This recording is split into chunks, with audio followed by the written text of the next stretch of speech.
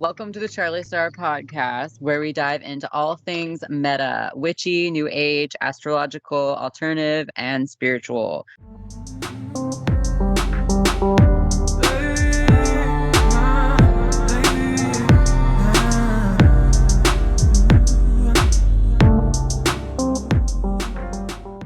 I'm your host, Charlie Star.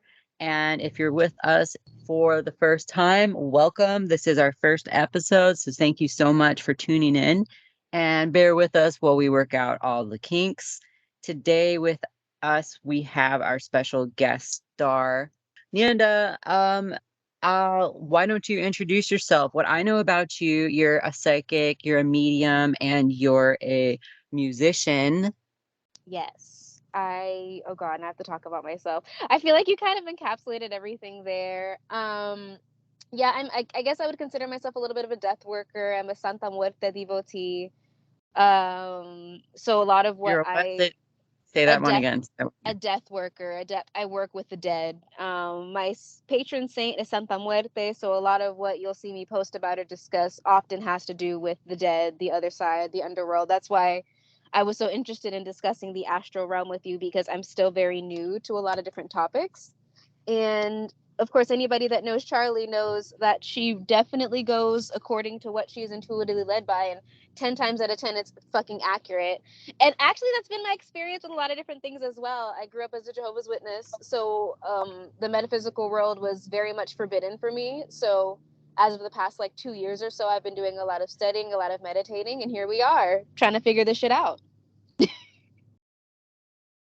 Yeah, honestly, thank you for sharing. I know I have also had like a Christian background and being raised in kind of like a mainstream religion in the United States, it can be really, really stigmatized to like break out of that mold and just kind of, go rogue with your own spiritual path, right? Right.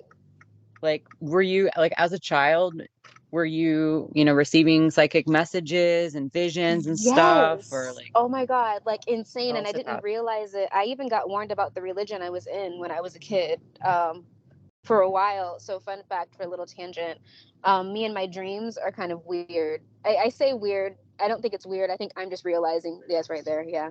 I'm just realizing that I've been kind of getting messages about everything pertaining to spirituality since I was little. So, Mm. one fun fact that I have is when I got baptized as a Jehovah's Witness, I kept having this recurring dream where we would go up to a mountain. And then at the top of the mountain, there would be this empty field with nothing but a kingdom hall, which was our place of worship, right? And we would go in the kingdom hall, the lights would be off, we would turn on the lights, we would just grab publications and get back in the car. It was like we were going to go preaching, but there was nobody up there. And then whenever we drove down the mountain, we would drive past a cemetery, and the cemetery had pyramids as tombstones, right? And we would drive past it all the time, and every single time we drove past, I thought it was weird. Well, then when I left the religion, before I got into my metaphysical path and I decided I was atheist, I looked up one of not the owners, the founders of the religion, and his tombstone was in Pennsylvania, and it was a pyramid. And it actually Oh, turned out that the founder of the religion was a heavy studier of Egyptology and a bunch of other things. So, in the hill the that we founder of drove down, Jehovah Witness. yeah, Charles Taze, absolutely. His tombstone is in Pennsylvania. It's on a hill, and it's a pyramid. And for years I had that same dream over and over again, and I was driving past his gravesite and had no idea. So that was one of many different dreams that I had that I was getting messages through, but I just never really pieced two and two together until after I left, because I wasn't really raised to give meaning to my dreams. I would just have dreams, and then I'd be Yeah. like, okay, well, that was strange. And then just keep pushing. But like, since I've left, I've realized a lot of my dreams have all been in alignment with what's happening in my life now. And then I was always really good at reading people, which got me in trouble a lot, because I would always end up calling people out for things that they didn't want anybody to know they were doing. I've always been really connected, but I've never really pinpointed it as like being psychic until I had my first spiritual encounter with like a ghost, or what I would refer to as a ghost. I don't really know what I would call it now. But that was when I kind of started wondering, like, wait, what was that about? Because I was raised to believe that ghosts were just demons, or like you just don't There's no such thing as ghosts. That's what I was taught. So when Huh. spirits started coming to me, I just automatically didn't assume that they were bad, because I'm kind of the person that's just like, okay, let's find out what this is before I make an assumption. I'm not just going to let people tell me what it is because I was raised to be that way, and I'm not going to be that way anymore. And it was very clearly a Nigerian man. I was dancing in the dark at the beginning of my spiritual awakening, if you will. And I was dancing in the dark, and I turned around, and he was very clearly West African, dressed in all white, like traditional garb, and he had his legs crossed, and he was just watching me dance. And I was like, nope, fuck that. And I just turned around and kept Whoa. dancing. And I Oh turned my back around, and he goodness. was gone. And I was like, what the hell was that about? And that's kind of what triggered everything for me. Have And you seen yeah, him since? no, I haven't seen him since. And so you know how I tell you all the time, of course the listeners won't know this, but I tell people all the time that I get really obsessive when there's something I'm interested in. Keith is like nodding his head next to me. I literally was obsessed. Like, who was that man? Who was that man? What does that mean? And I ended up like looking into like Yoruba traditions, right? And that's when I started learning about the Orishas and whatnot. And then my massage therapist, who she's actually, I don't know if she would call herself a witch, but she's connected as well. She gifted me my tarot deck. And she was like, I feel like you should just, mess around with this and then see what you get. And of course, it's like me, every single thing that I was taught to not do, I'm now doing. And I was like, okay, but what is this? And then I just fucked around and I shuffled the cards, and I'm like, let's see what the message is. And then I looked up what the meaning of the cards were, and they were calling me out like something serious. And I was like, ow, what was that all about? How did you know? What are these cards? And then I would do it, and then I started doing it for other people, not for other people, but about other people, because I was being nosy. And I'm like, okay, what about this person? Okay, what about that person? Okay, wait, what are these cards doing? Like, what is this shit? And then that was how I got into reading tarot. Initially, it was just for myself, though, because I was trying to essentially make peace with my upbringing. Being a witness, I felt kind of like I had my spirituality hijacked. I'm just like, Okay, okay, so so yeah, astral projection. Now we're like, like let's just get into it. Like right. you were talking about dreams earlier and how you would like have dreams, like the pyramid dream for the Jehovah Witness leader. And do you feel like, how did you get into like astral projection? Do you feel like that's something you do regularly? Do you think you were astral projecting at night and seeing the grave, or like what? Yeah, okay. So funny thing, I do think I'm astral projecting at night, but I've never learned how to do it intentionally. Recently it's been happening to where I actually would just project into my room, and I'm starting to wonder if that's somebody kind of hinting at, okay, so just so you know, you can probably do this intentionally if you want to, because I never used to project into my own house. It was always like I would be like at my grandma's house, or I would be at somebody's place or someplace or something. This year very specifically, I've been kind of requesting for certain things, and it's been happening, which had never happened before. So like one time I was like, I think I told you the other day, I was like, I really miss my grandma. I wish I could just see my grandma. And then I saw my grandma like in a nap, like 5 minutes later. Mm. Or I would be like, oh, I want to figure this out. And then I would have a dream about that person or that situation right then and there. So I'm still learning about it. But as a kid, like for example, there was this guy I had a crush on in second grade, Eddie. I'm a Scorpio rising. Just know I'm obsessive. I'm going to remember every single detail about whoever I'm interested in. Okay. His name was Eddie. He was a Mexican guy. I was really into him. And I had a dream that we were at the playground and I was playing with chalk, and that Eddie came next to me and he was like, can I draw with you? And I'm like, fuck yeah, you can draw with me, Eddie. You can draw with me all damn day. And the next day, I kid you not, Eddie walks up to me as I'm drawing with my chalk and he's like, can I draw with you? And I'm like, yeah, what? And there's certain people that I won't necessarily specify, but like recently I've started to realize that people can do this intentionally. And I only know that because then they would turn around and tell me details of like my schedule or my day or something like that. And I'm like, how the fuck do you know that though? How do you know that? And that's been kind of piquing my interest in, should I do this intentionally? Like, how would I do this intentionally? And that's where the projecting in my living room thing has been happening more recently, where it's like, I'll be sitting there and I'll fall asleep, but I won't know that I fell asleep because I'll be doing the same shit that I was doing when I was awake. And I won't know that I'm asleep until I try to eat something. And then that was where I was talking to Charlotte the other day about it. I was like, have you ever tried to eat when you've projected before? Because that's the only way that I know I'm projecting now, is like, I'll be like, oh man, I should get some chips. And I don't know if that's like my guides leading me to try to figure that out. So like, I realize that I'm not in my body right now. But like, I'll be like, I'm gonna get some chips, and I'll grab the chip and I will just choke on it. And it's like a type of choking where it's like, I have to pull it out of my mouth. Like I just can't swallow it. Right. Huh. And that's where, right. It's kind of mortifying a little bit, but I used to wet the bed a lot. Here's a fun fact. This is how I also learned about projecting. What? It's normal. He's like shaking his head. Whatever. Growing up, I had bladder problems.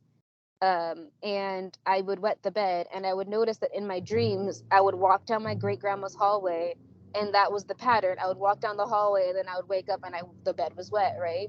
And it got to the point where I would walk down the hallway, and then I would wake up and just go to the bathroom. And I was a kid doing this. Like, I was a kid stopping my own bedwetting pattern just by means of my dreams, because I would notice the pattern. So my experiences with astral projection, honestly, are accidental more often than not.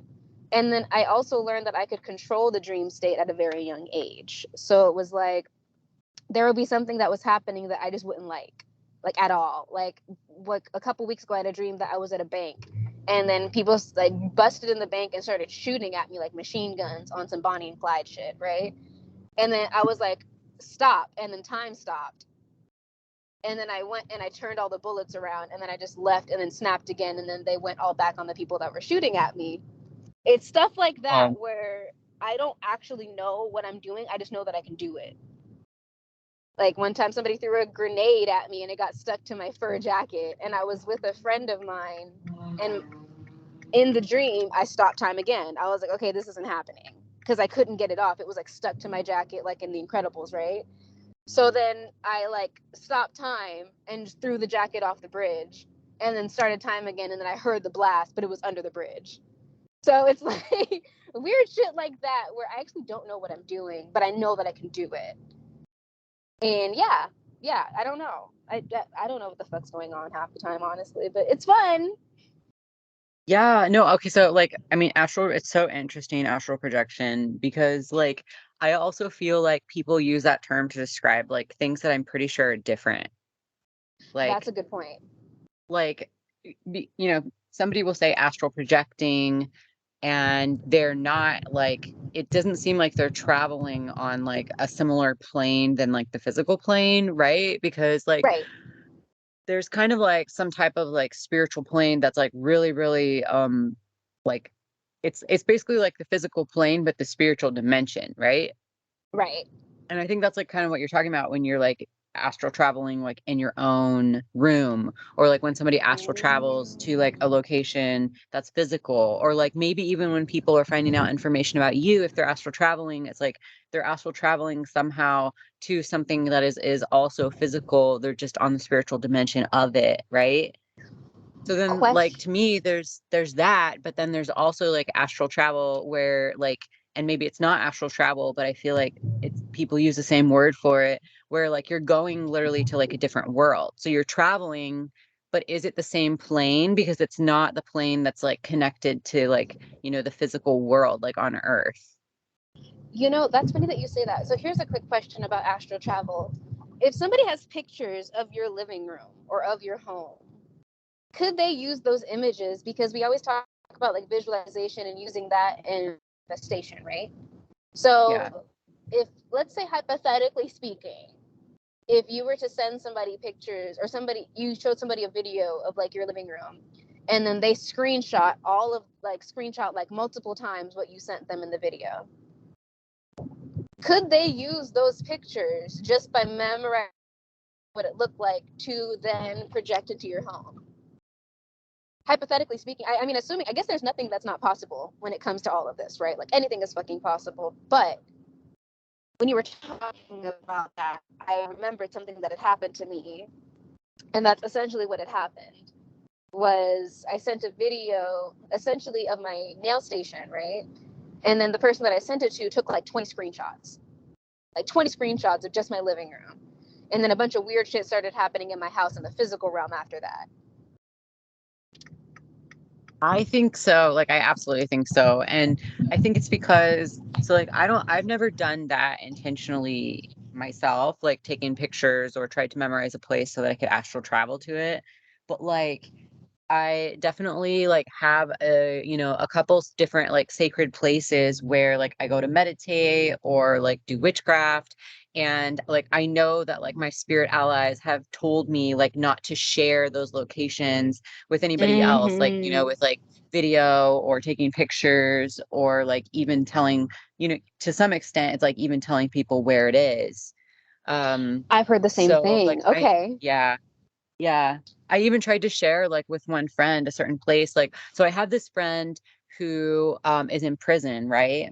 Mm-hmm. And so like finally we were able to like communicate via email. And what I was trying to tell him was that like, he was having a difficult time astral projecting and he was wanting like my advice on it, right? Because he was like, "Oh, I've Mm-hmm. done it before, but it was like on accident and it was a long time ago. And I really want to be able to like, astral project because like I'm stuck here in prison and, I Mm-hmm. really need to like get my head clear and get myself into like a good place mentally and spiritually." Right. And I was like, yeah, also because it's really difficult for a lot of spirits to like get into prison to like help him. I've noticed Mm. there's like a lot of Weird. barriers. Yeah. Like Huh. before he went into prison, he like came to me and like the spirit that he was working with, the spirit that I was working with, we both like it was Aphrodite. Okay. So it was like we were Mm-hmm. both working with Aphrodite, and literally she was telling us that like she can't go, like once he goes into the prison, like she can't enter it. She can't go into Weird. it. Yeah, and so I know there's like certain spirits that like cannot enter certain realms, and then there's spirits that can, right? And I think those are called, like, I know that a god or a goddess who is called liminal is a god or a goddess who can like go through like they have access to like more places, like darker realms, lighter realms, higher realms, lower realms, underworld, overworld. Like they're able to like Oh. go all throughout like these in between places, right? Right. But anyway, I'm getting like sidetracked, but that it's No, just been I'll a do really that to interesting you. thing. It's just been a No, really but that makes interesting thing sense. to like, notice with my friend. And so anyway, so he wanted practice astral projecting. And I was like, look, bro, like you're probably astral projecting and you don't know it because he was saying he Mm-hmm. hadn't done it in so long. And I was like, you probably have though, because like it's not always like a lot of people when they start astral projecting, they travel heavy, right? Like, Right. we're gonna get into sleep paralysis and how that's connected to traveling heavy. But Right. basically, it's like you're traveling and you're taking like a lot of your energy with you. Like you're leaving your body a lot. Like there's a huge amount of your energy and your spirit that you're like removing from your body, and that's what Mm-hmm. I would call traveling heavy. And a lot of the time, when Mm. people travel heavy, they have a hard time getting back in their body and they have sleep paralysis. But what I was trying to say was that a lot of the time, the first time that people realize they're astral projecting, they realize it because they're traveling heavy. So it becomes like such a like the like impact of it is greater because they're like, oh my goodness, like this is how it feels and this is how it was, and like I couldn't get back in my body, or like it's a more like impactful experience because they're traveling heavy. But like once you get kind of used to it, or like you realize that like you can actually travel light where you're not taking a lot of yourself, you can just kind of like close your eyes and like throw your mind like almost like a shadow part of your astral body out Uh-huh. somewhere else, and you don't have to leave your body so heavily to do it, right? And so what I Right. was trying to tell him was like, look, you probably are astral traveling because like literally people astral travel all the time and they aren't even aware of it. But like Right. you probably astral traveling, but how do you know like when you're astral traveling? So I was trying to tell him like, look, there's this location that I go to astrally, have Hermes take you because Hermes is one of those liminal gods that can like get in anywhere. Right. So I was like, have Hermes take you to this one location, and then describe it to me. And then I'll know if you made it there or not, because, Mm-hmm. and that to you will be like the verification of like, was I astral traveling or was I just imagining stuff? Right. Right. So like, but then like Hermes was like, like he can't go to your sacred place. That's your sacred space. Like, I can't take him there. And I was like, okay, well, what are we going to do? And he was like, well, I'll just take him to like the outskirts. And I was like, Right. okay, but it wasn't like, so anyway, so then like what my friend described to me when he went was like a place that like, I was like, man, I'm not really sure. Like, I think that probably is the outskirts because it just sounds from the description that that's what the like, you know, the outside edge of it would look like. But I don't know because like I always just travel directly into the center. You know what I mean? Right. Right. Oh my God. Okay. So on that note, because I feel like when it comes to astral projection and like, what is dream walking then? Because I'm always confused as to what, and that's what we were talking about yesterday with the astral realm. Is like, what is the astral realm? What exactly is it? And like, Right. because I've also, No, I was just saying, yeah, like what is it? Go ahead. What were you gonna say? oh yeah, that's what I was essentially wondering. Because I'm like, of course, I'm not nearly as studied. I haven't really studied or meditated or even asked questions with my guides about a lot of this because within like the first 3 months of finding all of this out, then I was told about the whole Starseed thing, which threw me for a fucking loop entirely because that wasn't even where I was going with any of it. Right. And I've had dreams of the destructions of worlds where it's like, and that's where it gets confusing for me because sometimes I wonder, are essentially what I've been kind of told, which I think is just common understanding for most people, except minus the whole Starseed alien history thing, is that we're kind of on Earth, we are living in alignment with another timeline that happened in Orion's belt, right? And it's like a lot of the issues that are happening on Earth are essentially physical manifestations of another war that was in a much different way, but was happening on not necessarily Orion's belt, but on the star systems and the planets and essentially everything that's going on over there, right? So it's like what we see as, like, for example, race wars or wars between genders or whatever the case, wars of different species that were happening in that realm, right, or in that area that we're figuring out on this plane. And I've had dreams. I hope that made sense. I've had dreams where I have been on what looks like Earth, right? And at one point, it looked like the outside of my apartment a couple years ago. And I was trying to warn people, which is funny because it was really reminiscent of like the whole Armageddon prophecy that I was taught as a witness, right? Where I was trying to warn people, I was trying to tell people, and nobody would listen to me. And then it was like I was running out of time. And I saw a spacecraft, a UFO, which I see those all the time in my dreams, right? And I saw a spacecraft and I started running from it. But it wasn't running from it like I was afraid I was going to get abducted and hurt. It felt like family that was trying to get me to stop doing that. Like, it's like, stop trying to warn people, stop trying to tell people, just come on up, right? And of course, I couldn't outrun the fucking spacecraft. It's a spacecraft, bitch. I'm like, I can't run that fast. I was trying, but I was like, no, I'm not done yet.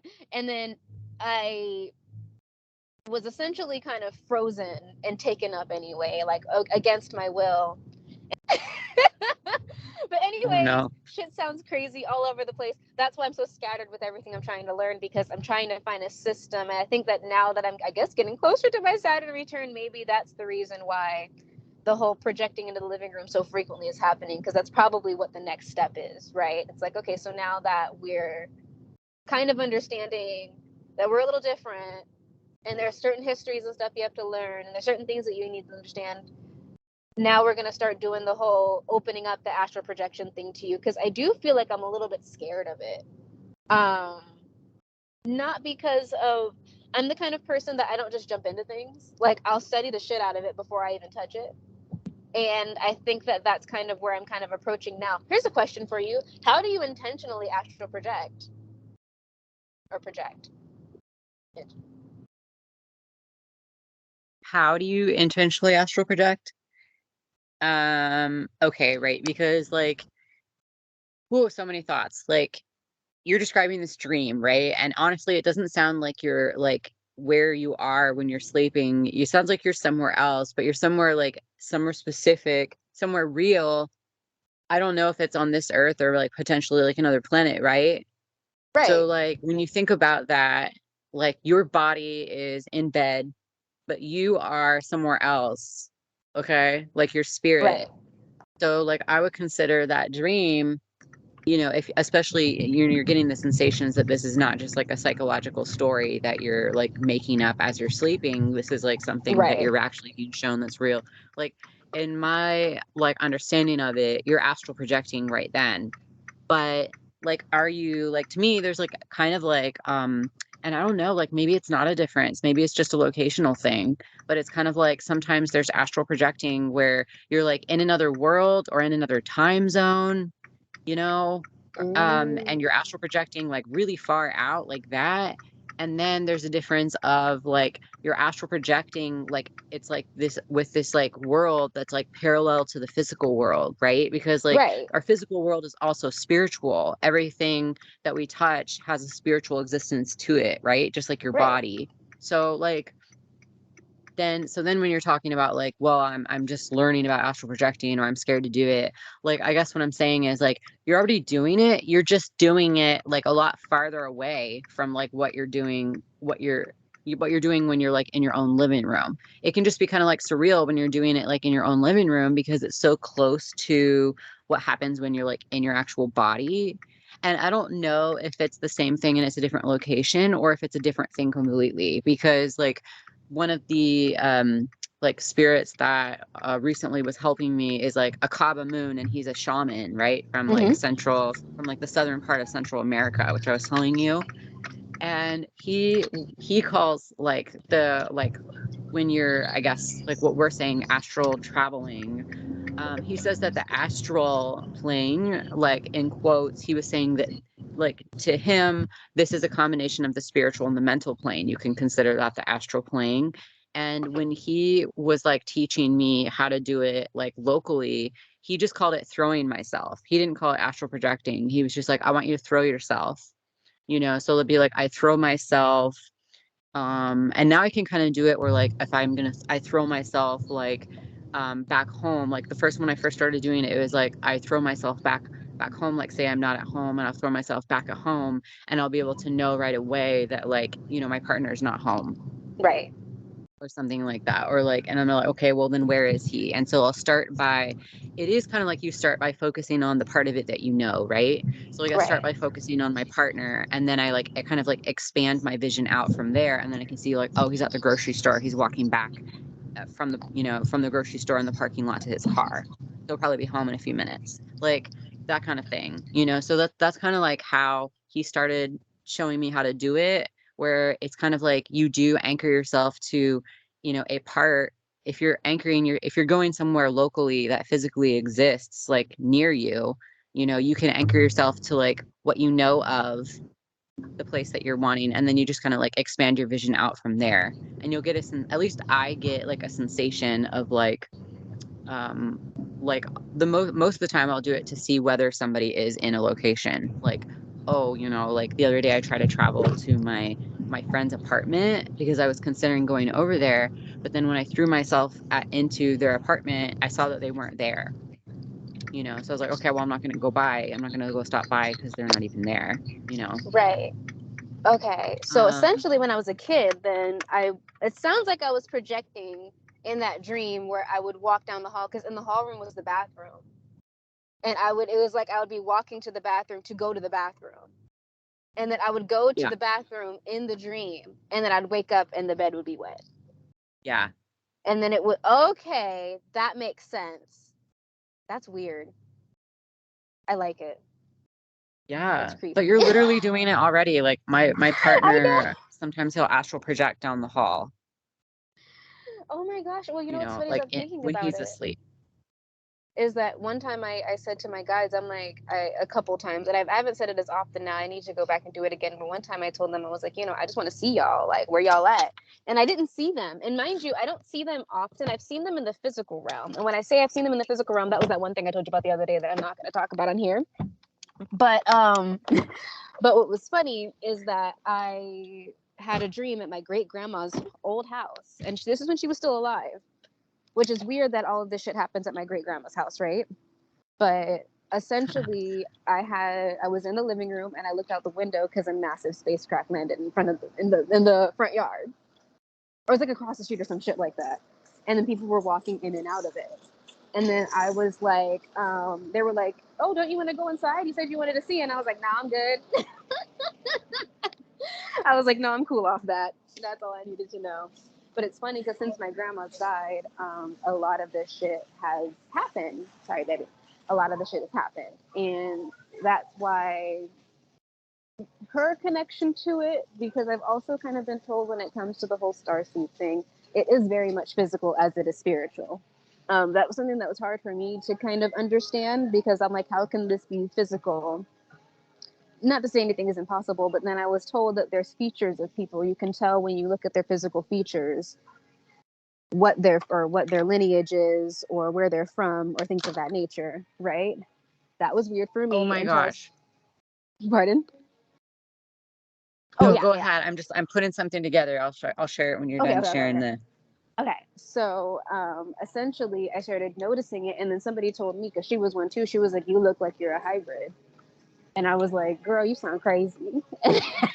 But then I realized as I started looking at people, they did have these similar characteristics, very specifically in the eyes and facial structure. I was noticing that there were these similar characteristics in these kinds of people. And then after that, I could start spotting people on the street, whether they knew it or not, and knowing what they were connected to. And I looked at my own grandmother now when she was a child teenager, like 13 years old. And then I realized she had those characteristics as well. And what I was always told, not always told, but what I was told, like I told you the other day, from one lady at Crescent Moon, where we used to work at, well, you work at still, right? I used to work at, that, ¿qué fue lo que dijo ella? That the indigenous people aren't from here. And then I'm now being told that I have a lot more indigenous blood that I don't know about. But the reason why I don't know is because of the whole blood quantum thing and how they kind of handle things to distribute rights and shit like that. It turns out that, like apparently, and I'd always been told stories that my family was predominantly indigenous or had like heavy indigenous roots and grandparents and things of that nature. Thank you. There. So that's what I'm trying to figure out. And I feel like, honestly, astral projection to me seems so interesting, and I really want to do it more, predominantly because of somebody that keeps projecting into my space, which I don't even know how to block that. I think it's cool at the same time, though it's fascinating. But it's like, well, how, for example, how can you recite my address back to me? Type shit. You know what I'm saying? It's like stuff like that where, let me go over here, where I'm really interested to know, how does this make sense in the physical realm? Because I was always under the understanding that all of this shit was predominantly like in the dream state or spiritual, right? So when you start hitting me with the, no, there's more to this, then I'm like, okay, well, now I'm a little, not freaked out, but now I'm intrigued. But how do I do this intentionally? I know. I'm still learning like so freaking much about that too, right? So like when you talk about the alien stuff, I'm just like, I have no freaking idea. Like I don't know like any of that stuff, which is so interesting to me. Like as far as like protecting yourself. Yeah, I'm there. You there? Yeah, right. Yeah. Like as far as like protecting yourself or whatever. It's funny because a couple times in this conversation I've been like reminded of like particular rocks, and I'm not exactly that like I'm not exactly trained in like how to do, protection spells or spells with rocks. But I know like when you're talking about like bending time, like when you're like having dreams or astral projecting and you're able to like literally stop time and then do stuff. Like I know like Charoite, like Charoite, I think is how it's spelled, is like that one you can bend time with that rock.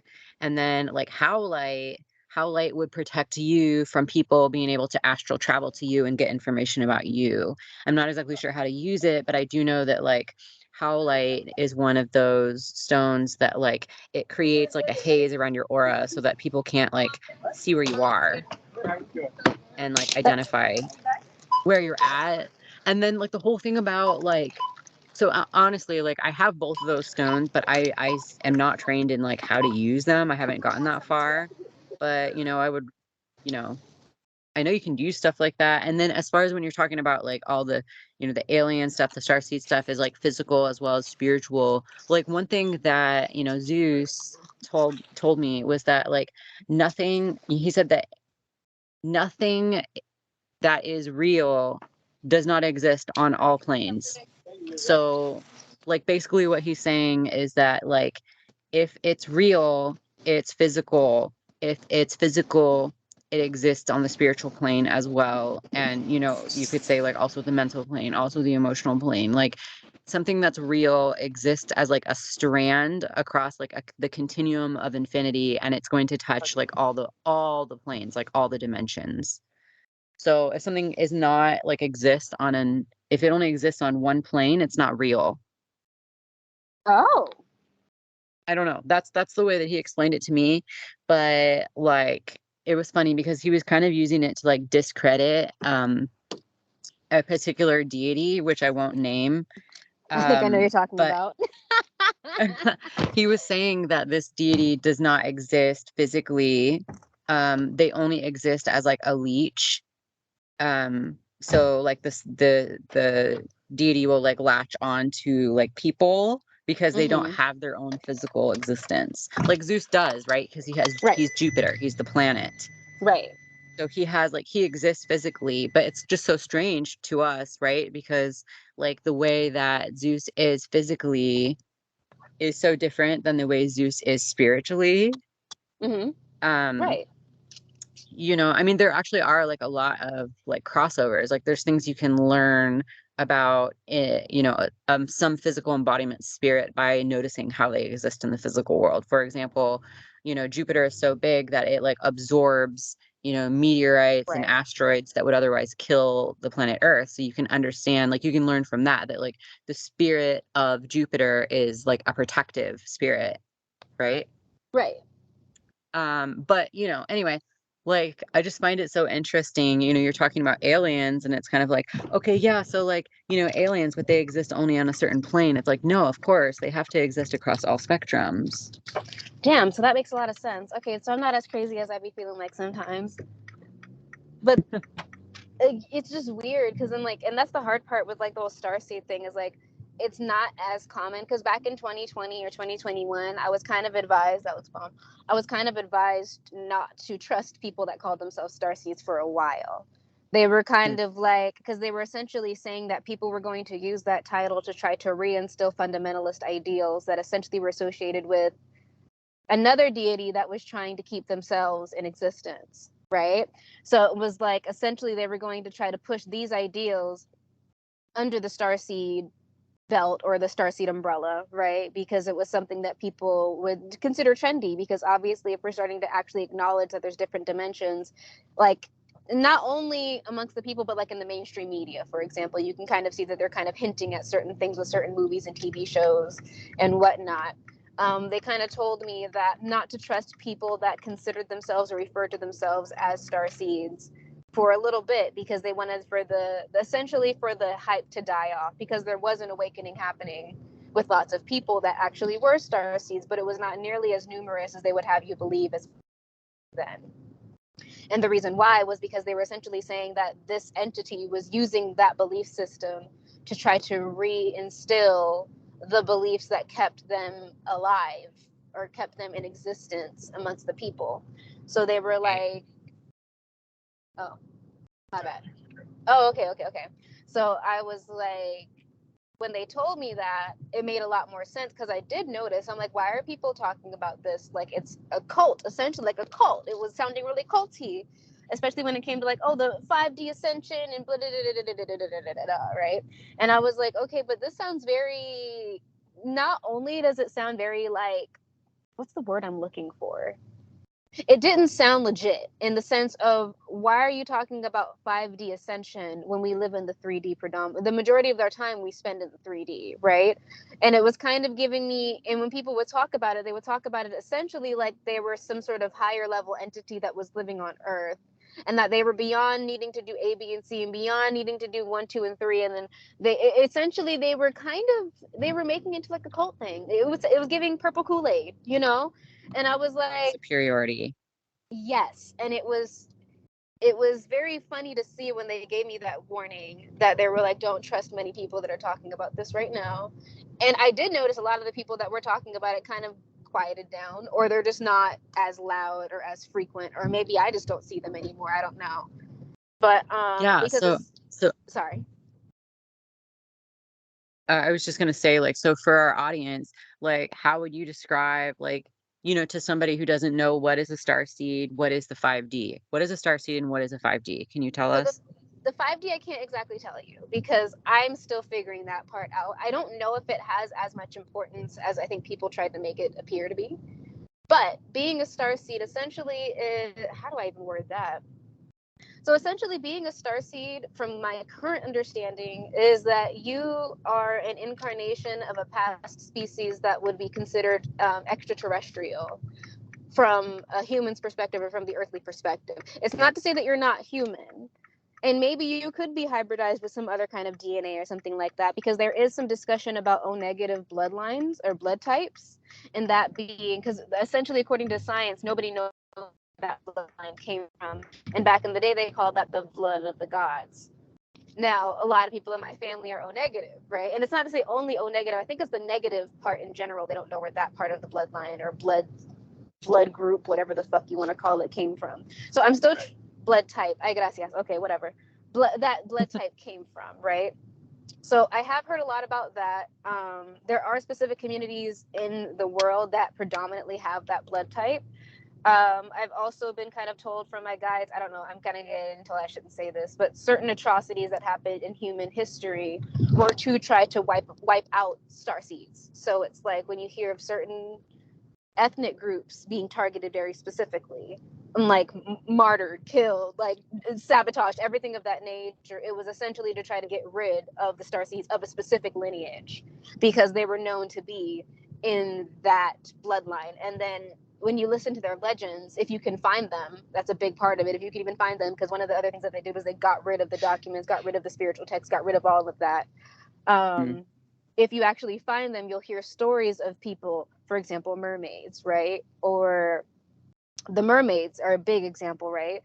According to my understanding, mermaids, for the most part, are actually what we would call alien starseeds. They come from a different planet or a different star system or things of that nature. So essentially, you being a starseed is you being an incarnation of a different species, or possibly being still of that species, but perceivably human. I'm still trying to figure it out. I don't really know. I'm not going to sit here and act like I'm like the leader of All Star. I don't really fully understand it. I'm still trying to figure out if it means that I am like essentially an extraterrestrial incarnate, or Okay, so to summarize, or maybe like you can let me know if this would be like a good way of like conceptualizing it, is that like it has to do with your history, and that history, to tie in what we were talking about earlier, this is a spiritual history. So this is talking about like the lineage of like your soul, like your past lives, but also this could or could not have also to do with like a physical genetic line. Yes, exactly. Yes? Exactly. And that's why my grandma was weird, because I'm like, okay, wait, what are we talking about? But yeah, that's exactly what it feels like. So I'm still trying to figure out the physical part, but most definitely how she conceptualized the soul's journey and the soul's history. Yes, that is 100% accurate. Yeah, which I think is like a really good segue into our next podcast, which is about past lives. So you want to wrap up this podcast, and then we've been talking we'll for start like the next an hour. podcast? Yeah, let's do it. Okay. Okay, so thank you so much for joining us and sharing everything and talking about astral projection with me. And for our listeners, where can they find you? Where can they follow you? Where can they get a reading from you? Yeah. So I don't have a website right now, but you can definitely check out my YouTube channel, The Sirian Siren. I do tarot readings on there. I will be discussing more Starseed topics when I get more information, but all of the information on how to book a reading with me is on there. You would just email me at the Sirian Siren. Sirian is a derivative of Sirius. That is part of my bloodline. I just drove past 222. That is part of my ancestry, and the other part is Lyra, which I'll talk about that another time. thesiriansiren at gmail.com. Okay, great. All right. Thank you so much, Nyanda. And we'll get back. We'll be right back. If you guys want to know more about this topic, Nyanda will be joining us for the next episode where we will get into past lives. Thank you so much for joining us. Again, my name is Charlie Starr, and thank you for tuning into our podcast. Bye.